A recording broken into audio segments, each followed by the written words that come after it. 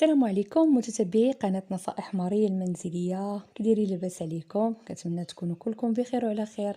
اليوم ان شاء الله غادي نحضر معكم الوصفه ديال الجديد، واخا قدمت لكم شويه معطله ولاني معليش. مهم ان شاء الله غادي نقدم لكم الوصفه بطريقتي اللي كتجي بنينه بزاف. وبصراحه اي واحد كيذوق عندي الجديد كيسولني على الطريقه ديالو لانه من جد كيجي رائع بزاف بزاف. فان شاء الله ندوز دابا نوريكم الطريقه والمقادير. فهنا وجدت على بركة الله الحيمات ديال الجديد. يعني ما كاينه حتى شي اسره يعني قليل اللي ما تيبغوش الجديد. اما بالنسبه لايام العيد ضروري في كل اسره انكم ديروا الجديد، ديروا الكرداس. فان شاء الله اليوم غادي نقدم معكم الجديد. وبالنسبه للناس اللي ما تعرفوش، في الدول العربيه الجديد هو اللحم المقدد او اللحم المجفف. فغادي نديرو بطريقتي انا. بصراحه ما تنديرش فيه غير خرقوم، غير ملحه بوحدهم، فكندير فيه العطريه كامله كيجي رائع بزاف. فغادي نبدا معكم على بركه الله المقادير. فهنا غادي نقول بسم الله. غادي ناخذ الحمات، يعني بما انه ايام العيد الاضحى فخديت الحمات.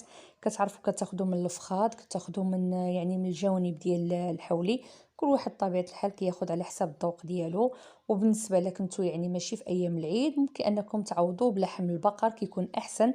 ولكن في ايام العيد ضروري ما غادي تاخذوا من الحولي وغادي تصاوبوا من الحولي. فكيف ما كتشوفوا انا درتهم اشرطه طوال بحال هكاك.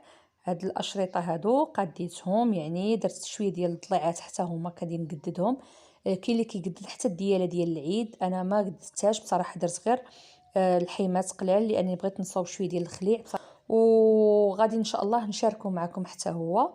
فهنا كتشوفوا كيف ما تشوفوا الحيمات قطعتهم طوال. فغادي نبدا على بركه الله حتى القوام اللي غادي ندير.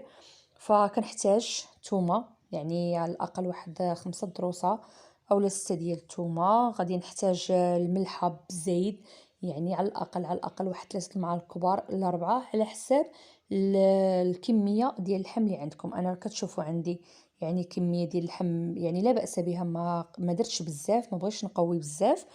فدرت هنا كيف ما كنوريكم 5 ديال الحبات ولا 6 ديال الثومه. بالنسبه للناس اللي كيقولوا حنا ما تنديروش الثومه هي اونتي بكتيريان لهاد اللحم هذا.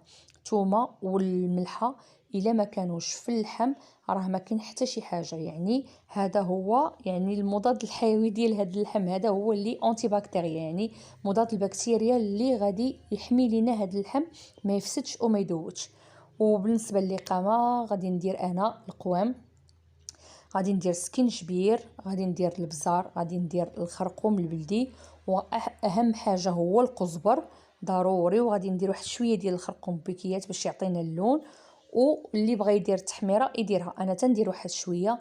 بصراحه هاد الجديد اللي ذاقوا عندي كيعجبو رغم انه فيه القوام. فهاد القوام كله تيلدو زائد الثومه والملحه بصراحه كيعطي مذاق رائع.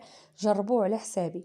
فهنا غادي نبدا على بركه الله. غادي ندير هذا المزيج هذا ديال، غادي ندير الثومه، غادي ندير القوام كامل بلا ما نطول عليكم لا فيديو. غادي نخليكم تشوفوا القوام اللي غادي ندير. كيف ما كنأكد على الثومه، الملحه، القزبر والمقادير الاخرين، يعني البزار، سكينجبير، خرقوم، شويه ديال التحميره، واللي بغى الملون الاصطناعي ما بغاش ماشي مشكل، وقطره ديال الزيت باش نخلطوا هذا المزيج هذا. وها هو هنا بعد ما كملته، يعني خلطته مزيان وحاولت اني ندخل في كل طرف ديال اللحم، كندخل فيه هذاك القوام باش غادي يجيني متساوي، يعني كله غادي يجيني متساوي في هذه القامه هذه.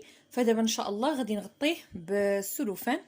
غندير ليه السلوفان، ممكن ديروا شي طبسيل اولا شي صينيه فوق منه، وكديروا على حسب الكميه اللي بغيتو. انا غادي ندير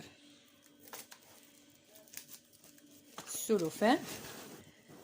صراحه شهيوات يعني العيد الكبير، خصوصا حنا يعني المغاربه، شهيوات العيد الكبير راه ميمكنش نازلوا عليهم شي حاجه اللي في التراث. وبالنسبه للناس اللي غادي يقولك اشنا هما الحوايج اللي ممكن انكم طيبوا بهم، بالنسبه للناس اللي ما عارفينش القديد، يعني شنو هما الحوايج اللي ممكن طيبوا بهم هذا القديد. حنا كنديروا في الكسكسو، ممكن انك طيبوا مع يعني مع العدس، ممكن انك يعني انا كنفضل انه يكون في الكسكسو وفي الخليع. اللي بغى يصاوب الخليع ان شاء الله الا صوبت الوصفه ديال الخليع غادي نشاركها معاكم. الخليع كيجي زوين بزاف بزاف وكيبقى مده طويله. يعني راه كاينين افكار ديال الخليع اللي كيبغي يصوب الخليع، فان شاء الله نشاركهم معاكم. ها انا دابا غطيت عليهم مزيان بالبلاستيك وغادي نبيتهم، وان شاء الله الصباح نتلاقاو باذن الله تعالى لا طول الله العمر، وباش نوريكم كيفاش الصباح ونشرهم معاكم ان شاء الله.